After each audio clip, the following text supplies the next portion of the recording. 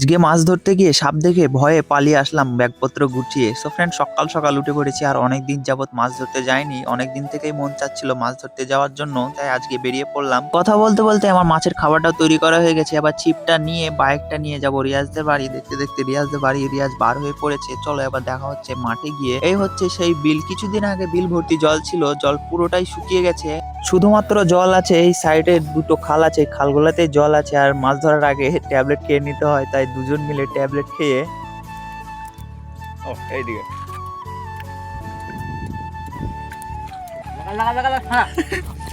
এই যে এই গাছটার তলায় আজকে মাছ ধরবো। আজ এক বস্তা মাছ নিয়ে যাবো, এক বস্তা।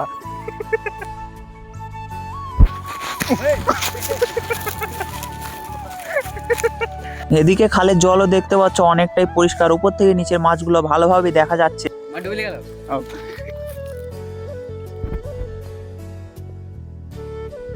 বন্ধুরা দেখতে পাইছো মাছ ধরতে, মাছ ধরা বাতি গামতে ধরছে।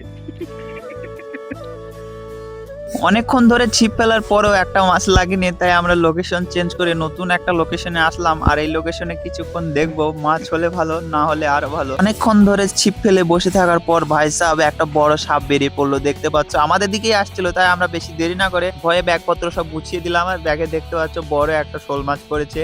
এই নিয়ে এখন চলে যাব বাড়ি। তো দেখা হচ্ছে নতুন একটা ভিডিওতে। ভালো লাগলে লাইক কমেন্ট শেয়ার করবে। Bye bye.